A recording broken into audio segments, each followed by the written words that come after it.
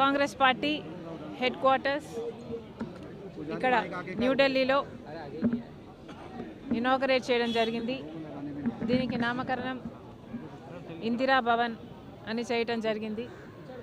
ఈ కార్యక్రమంలో ఈరోజు నేను భాగం అవ్వడం చాలా సంతోషకరం. ఈ బిల్డింగు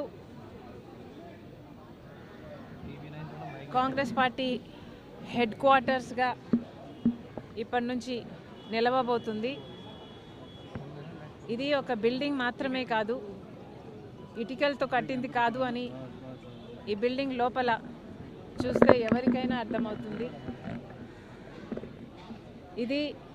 దీని లోపల కాంగ్రెస్ లెగసీని అంతా ఎంత వివరంగా దృశ్యాలతో చూపించగలరో అద్భుతంగా అందంగా చేయటం జరిగింది.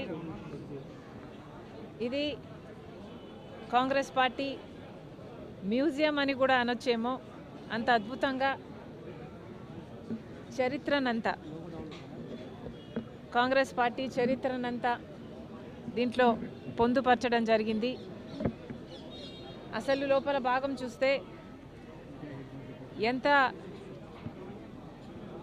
దేశ స్వతంత్రం దగ్గర నుంచి, స్వాతంత్ర పోరాటం దగ్గర నుంచి దేశం పునాదులు, భారతదేశ పునాదులు వేయడం దగ్గర నుంచి ఇప్పటి వరకు కాంగ్రెస్ పార్టీ నాయకులు ఎంత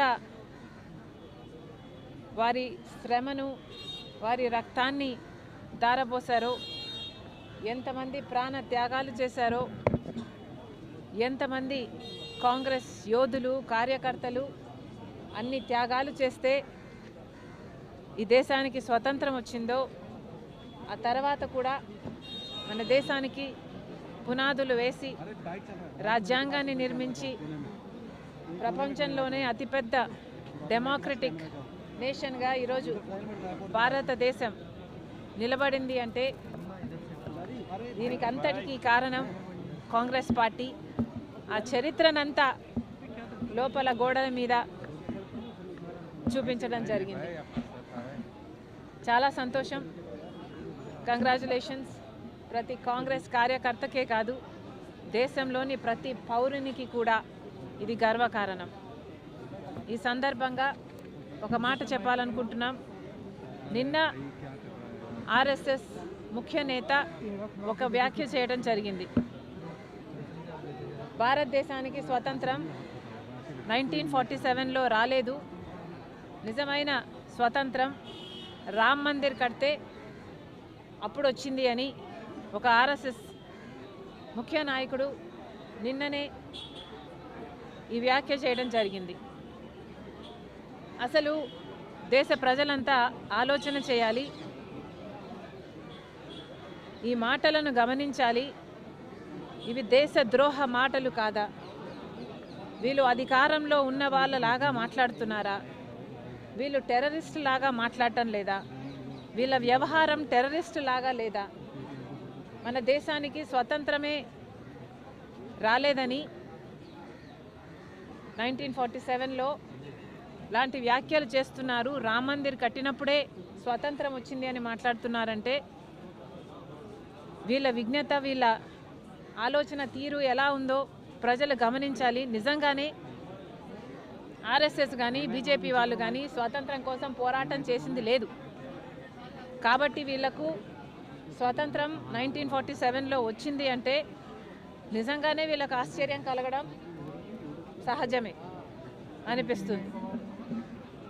వీళ్ళు ప్రాణ త్యాగాలు చేయట్లేదు, వీళ్ళు స్వాతంత్రం కోసం వాళ్ళ రక్తం పెట్టలేదు, వీళ్ళ శ్రమ లేదు, ఏది లేకుండానే మనకు స్వాతంత్రం, భారతదేశానికి స్వాతంత్రం వచ్చిందని వీళ్ళకి ఏడుపా? నిజంగానే వీళ్ళు అధికారంలోకి వస్తేనే స్వాతంత్రం వచ్చింది అని మాట్లాడుతున్నారు అంటే ఇది టెర్రరిస్ట్ భాష కాకపోతే ఏమిటి అని అడుగుతున్నాం.